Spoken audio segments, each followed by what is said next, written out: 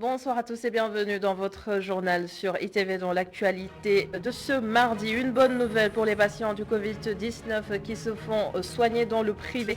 L'oxygène est désormais gratuit dans ces CTE. Le ministre de la Santé, Abdoulaye Diouf Sarr, va revenir sur tout cela en début de journal.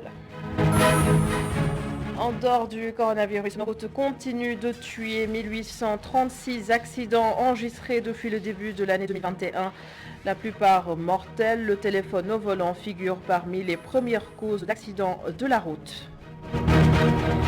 Il pleut sur Dakar depuis hier. Le ciel a également ouvert ses vannes dans d'autres régions. Nous irons à Kaolako près de populations touchées par les fortes pluies. Leurs maisons et quartiers sont inondés. L'accès impossible. Vous partagerez dans quelques instants leur désarroi.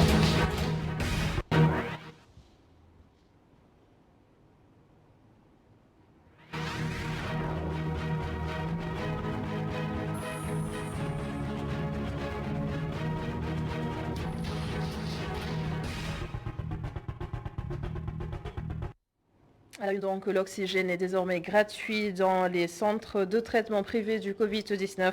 C'est la nouvelle décision prise par le chef de l'État Macky Sall pour alléger la prise en charge. Et nous allons à ce propos écouter le ministre de la Santé, Abdoulaye Diouf Sarr, en visite ce mardi auprès des gaziers dans la production de l'oxygène médical. Sur instruction de M. le Président de la République, désormais, l'oxygène à livrer aux CTE qui sont dans le privé sera gratuit pour le malade. Autrement dit, l'État va prendre cette partie de la facture au privé, donc livrer gratuitement l'oxygène à ces CTE privés pour que le malade hospitalisé au niveau du privé puisse voir dans sa facture défalquer la partie oxygène. Ça va largement et beaucoup soulager nos compatriotes qui se soignent dans le privé. Donc le chef de l'État, de ce point de vue-là, est tout à fait dans la même logique qui consiste effectivement à ne ménager aucun effort pour que dans le cadre de la riposte, tout ce qui doit être fait soit fait dans les meilleures conditions. Et le bulletin santé du jour fait état de 504 nouvelles contaminations sur un total de 2723 tests réalisés, 42 cas contacts de cas importés, 460 cas issus de la transmission communautaire. 9 décès ont été enregistrés et 63 patients sont toujours en réanimation. La vaccination désormais en passe dans certaines entreprises, mais la question divise des employés ne sont absolument pas d'accord. Ils estiment, comme la législation actuelle, que se vacciner n'est pas obligatoire. Pape Daouda Faye, reportage. Le vaccin est obligatoire dans certaines sociétés ou entreprises. Nous sommes en plein centre de Dakar. Il est difficile de faire parler les employés dans leur bureau. Arolangom est venu acheter un billet d'avion dans cette agence de voyage. À ses yeux, nul ne peut imposer la vaccination. D'après moi, je me dis que ce n'est pas du tout normal. Parce que nous avons, chacun a le droit de faire ce qu'il veut. Et nous sommes dans un pays qu'on a dit que on respecte les droits de l'homme. Et on ne peut pas forcer quelqu'un à se vacciner.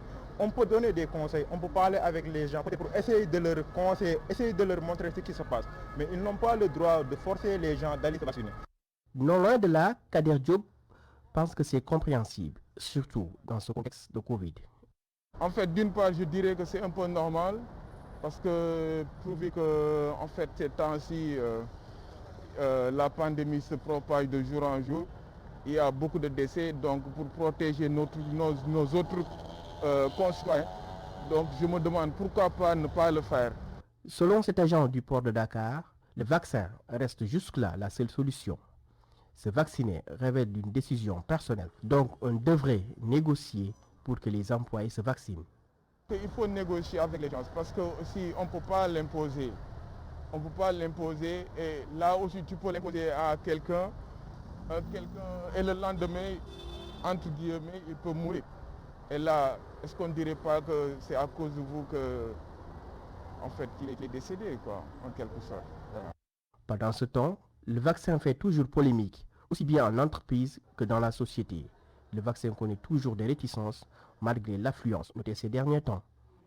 La vaccination sur les terrains de football, c'est à Rufisque que les acteurs du mouvement Nawetan ont collaboré avec le district sanitaire pour vacciner des joueurs et des dirigeants. Et cette stratégie a permis de toucher un nombre important de personnes, nous dit Babacar Seck. La grande campagne pour une vaccination massive des populations se poursuit à Rufisque. Le mouvement Nawetan qui a été mis à contribution s'est organisé pour retrouver les ASC sur les terrains d'entraînement. Participer aussi de manière beaucoup plus efficace vraiment à la mobilisation des populations.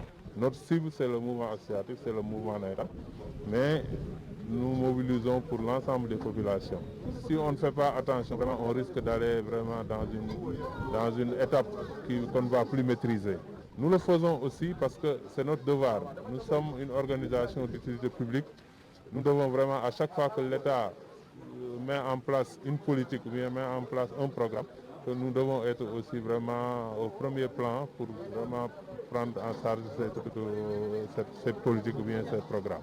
Cette stratégie permettra la vaccination des jeunes qui ne sont pas épargnés par la maladie. Les jeunes sont en train de venir massivement pour se vacciner. Au niveau de la zone 1A, qui est composée de 10 ASC, on a mis en place un objectif de 50 personnes à vacciner par ASC et sur les 10 ASC, nous comptons vacciner ce soir 500 personnes. Donc je pense que ça va nous permettre également de vacciner le maximum de personnes et ceci c'est une très bonne initiative. D'autant plus que le vaccin constitue la stratégie la plus efficace en matière de lutte contre le coronavirus. Nous espérons à travers le mouvement Nawetan pouvoir vacciner le plus grand nombre de personnes pour pouvoir vaincre le virus. Cette campagne, qui va durer 10 jours, a pour objectif de toucher toutes les zones du département de Rufisque.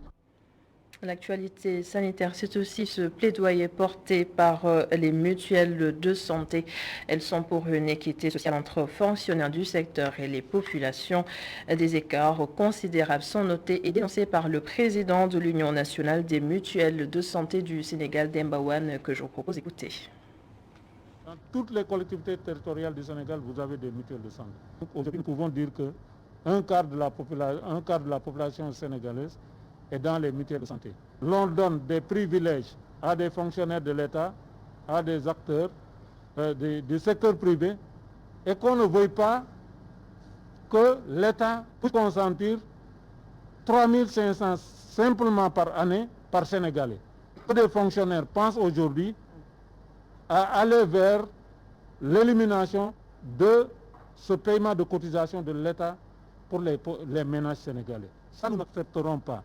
Et ça, la population se mobilisera, puisque le président, de par sa générosité, son engagement, a pris en charge cette question d'inéquité, et donc de mettre les Sénégalais dans leurs droits, en acceptant que le gouvernement cotise pour chaque Sénégalais 3 500 ou 9 000 francs, nous allons nous mobiliser pour que cette décision-là, elle puisse être contenue, qu'elle figure dans des lois. Également à la une ce mardi, un chiffre effrayant, 1836 accidents de la route répertoriés entre janvier et juillet 2021. Et ce n'est pas tout, 90% de ces accidents sont causés par les hommes. À noter également que l'utilisation du téléphone portable au volant fait partie des risques premiers. Des acteurs de la sécurité routière ont fait le tour de la question. Le compte rendu est signé, c'est Nabou Babou et Céline Mbaye. Entre janvier et juillet 2021, 1836 accidents ont été enregistrés, 15 accidents mortels, 655 corporels et pour les accidents matériels, 1166. Fort de ce constat, un projet a été mis en place pour contribuer à l'amélioration de la sécurité routière au Sénégal. La deuxième décennie d'action, la sécurité routière vise une réduction de 50% des blessés et accidents de la route. Donc on devait mettre les populations au cœur de l'action et c'est ce que le projet a essayé de faire, qui ont aidé à la formation, mais également aux activités de sensibilisation, mais surtout à l'élaboration d'outils que nous avons bien pu mettre en place et distribuer, notamment des guides, 2 guides sur la sécurité routière, un destiné aux forces de défense et de sécurité, donc non seulement pour la formation initiale, mais celle continue également, et un autre qui est destiné à la population civile.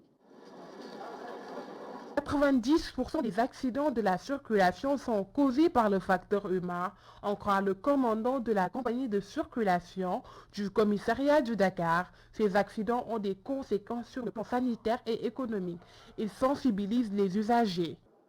Et le législateur a bien fait de dire usage de téléphone au volant. Des fois, on interpelle un usager, il dit que donc j'ai utilisé le kit. Ça, c'est pas bien, puisque quand vous répondez au téléphone, on peut vous annoncer soit une mauvaise nouvelle ou une bonne nouvelle. Maintenant, pour les motos aussi, j'invite surtout les utilisateurs des motos de porter les casques. Les casques sont d'une importance capitale. Ensuite, pour terminer aussi, les passagers, ils doivent utiliser leur passage. On a créé des passages piétons et des passerelles. Donc, ils n'ont qu'à prendre les passerelles et les passages. Sur l'autoroute également, il est formellement interdit aux passants de passer par l'autoroute. Ce cher-faire a réuni l'ensemble des autorités, des forces de défense et de sécurité, notamment la police, la gendarmerie nationale, des sapeurs-pompiers, entre autres, pour qu'ensemble qu'ils puissent échanger et trouver des solutions. Et trouver des solutions pérennes sur la problématique de la sécurité routière. Il pleut dans plusieurs localités du Sénégal depuis hier et c'est ce qui nous emmène justement à Kaolack où plusieurs quartiers sont touchés par les inondations. C'est le cas à Gawane. Les routes sont actuellement impraticables, des maisons complètement englouties dans les eaux. Le cri du cœur de ses habitants dans cette correspondance de Adama Sarr. Mélangés aux eaux usées ont envahi des maisons. Dans le quartier de Gawane, dans la commune de Kaolack, le décor est désolant. Ici, le phénomène des inondations hante le sommeil des populations.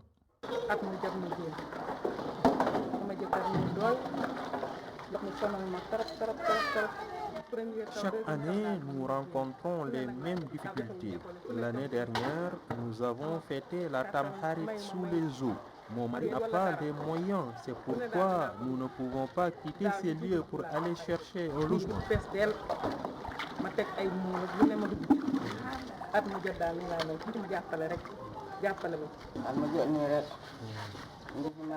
À chaque hivernage, la situation se complique pour nous.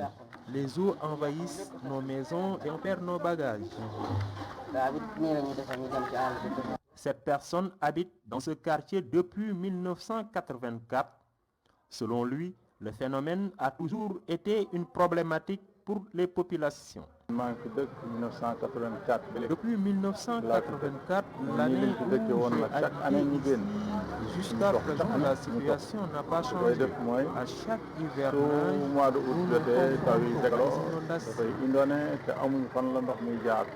cependant, les habitants de ce quartier saluent la construction du bassin de rétention. Selon Mamadou Ndiaye, cette initiative peut être une solution à leurs problèmes. Avec la construction du bassin de rétention, nous espérons que la situation sera comme l'année dernière.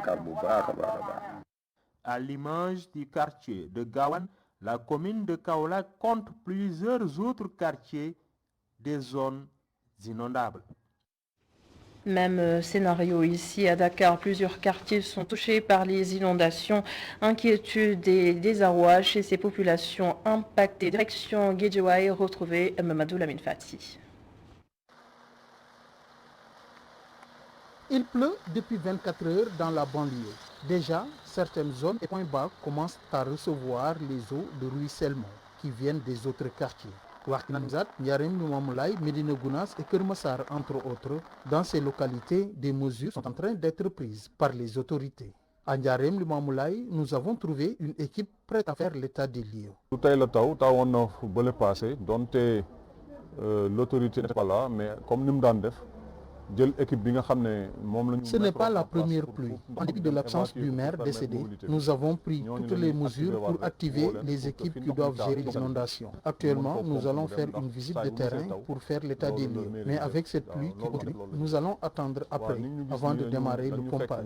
Ce qui est sûr, nous allons évacuer les eaux dans les ruelles. na mu daan demee incha allah dinañ ko yóbbu. À la mairie de Wakhinane Nimzatt, les mêmes dispositions sont prises par une équipe chargée des inondations. Donc le maire nous a appelé tôt ce matin pour nous instruire. À ma gauche, vous savez, le chargé de la cartographie, un géomètre de la commune.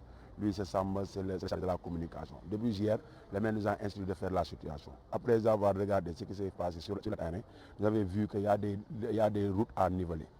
Mais aussi, il y a des points bas où on doit utiliser des hydrocureurs. Nous sommes entrés en contact avec DPGI qui nous a dit que dès demain, il va essayer de rentrer en contact avec leurs entrepreneurs qui vont venir nous aider par rapport à ça. Mais à part ça, il y a des routes à niveler, il y a du sable aussi à augmenter sur quelques zones parce que c'est des zones de déviation. Il faut trouver l'eau d'aller vers le lac ou bien vers le mer. Mais à part ça, il n'y a aucun problème parce que tous les réseaux d'assainissement qui sont dans la commune fonctionnent. Il n'y a pas de problème dans ça. Si vous allez à Pékin Est, ici devant la mairie, vers Saint-Hassan, vers Angle-Mousse, tous les réseaux là marchent. Mais pour moi, actuellement, il n'y a que les points bas dans les autres zones qui ne fonctionnent pas. Et les points bas qui sont sur les routes, qui ne sont pas encore réalisés. Vous êtes en face de vous à École 19. Actuellement, on est en train de réaliser le point bas. Donc, il reste 3 points bas. Il y a Gada, il y a la Fouillette aussi, il y a Diakanianor, qui ont un problème vraiment récurrent de la commune. Mais je pense qu'avec les efforts que le maire est en train de faire, je pense que dans les années qui viennent, je pense que tous ces points-là vont disparaître. La pluie d'hier et celle d'aujourd'hui sont en train de tester les mesures que l'État et les autorités locales ont mises en place. Dans les zones où les dispositions contre les inondations existent, l'eau de pluie circule normalement, tandis que dans les autres zones, c'est la psychose des inondations qui plane. Et les chantiers à Dakar favorisent encore plus les risques d'inondation, des canalisations bouchées, les eaux stagnent. À Grand Yoff, par exemple, les travaux du BRT, le bus rapide de transit, ont causé des désagréments aux populations. Sur place, nos équipes Boubacardia et Seleman Diallo. Ceci est loin d'être de l'eau douce. Il s'agit plutôt d'eau usée qui ruisselle vers ces flaques d'eau stagnantes. Nous sommes à la Gueule Tapée, un quartier en chantier. Ici, pour aller d'une rue à une autre, les eaux sont incontournables. Une situation due aux travaux de canalisation effectués dans le quartier. Non, travaux yi ba léegi amul impact parce que bañ ko defee ba léegi gisuñu ci solution. Ces travaux devaient être une solution, mais ils causent des problèmes à la population de Gueule Tapée. Chaque année, c'est comme ça. Vous voyez ces eaux qui coulent. Nous n'avons nulle part où garer nos véhicules. C'est grave. Di jaay ndekki war a jàll doo mën a jàll war a ñëw gaare soto tamit doo mën a gaare soto. Un autre quartier, Grand Yoff, sous la pluie, au milieu des eaux, ce jeune homme, à l'aide d'une pique en métal, essaie tant bien que mal de déboucher l'égout sous ses pieds pour rendre la route praticable. Les travaux inachevés du bus rapide transit ont impacté Grand Yoff. Malheureusement, c'est déplorable quoi. Parce que tu as vu les sables comme ça, tous les canaux sont bouchés. Donc c'est vraiment déplorable quoi. Avec l'hivernage qui est là. Donc c'est les gars qui se débrouillent même pour essayer de trouver des solutions pour faire disparaître l'eau quoi. Okay. Fort de ce constat, ces pêcheurs demandent aux autorités de revoir le planning des travaux. dafa am loo xamante ni suñ koy commencé cim réew dafa war a rapide te travaux yi nekkul travaux yoo xamante ni. Ils ont mal choisi, ce n'est pas en ce moment-là qu'il fallait commencer ces travaux. C'est vraiment irréfléchi. Ils doivent faire des études d'impact avant de réaliser quoi que ce soit. dañu waroon xool balay taw di jóg ñu defar canalisation yi. Dakar en chantier, des travaux qui occasionnent beaucoup de désagréments tant dans la mobilité que dans l'assainissement. En attendant, le ciel ouvre toujours ses vannes et déjà certains pataugent pour vaquer à leurs occupations. Merci beaucoup Boubacardian pour ce reportage. Et voici maintenant le reportage du jour qui va sans doute vous interpeller puisqu'il s'agit d'un phénomène récurrent. Cette manière de demander de l'aumône qui frôle l'agression. Et pourtant, ce sont des enfants qui le font sous le regard souvent complice de leurs parents. Un sujet réalisé par Ami Diouf. Castor. Ces enfants passent leur journée sur ce trottoir.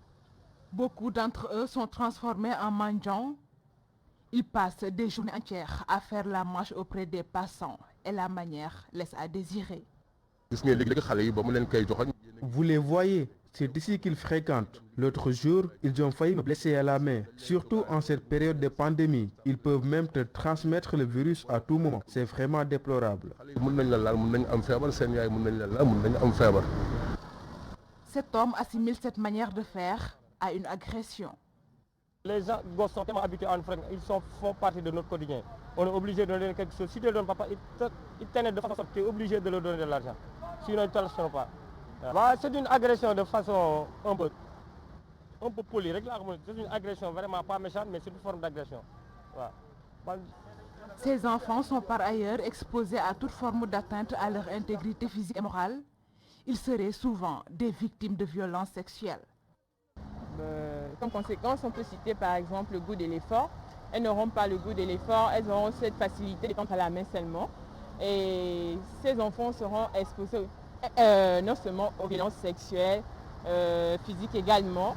Et ça pourra entraîner des traumatismes à la longue. Elles auront peut-être peur de créer des ménages et tout. Et ça peut aussi avoir des répercussions sur, je dirais aussi sur leur futur foyer. Tout enfant a le droit de bénéficier d'une sécurité sociale, de grandir et de se développer d'une façon saine. L'enfant a droit à une alimentation, à un logement et à des soins médicaux. Cette nouvelle forme de mendicité met en mal tous ces droits qui sont indispensables pour le développement physique et mental d'un enfant. Et on se quitte sur ces images. C'est la fin de ce journal. Merci de l'avoir suivi. Merci aussi à toute l'équipe de la régie. Bonne suite des programmes sur ITV. Rendez-vous demain, même heure, même chaîne.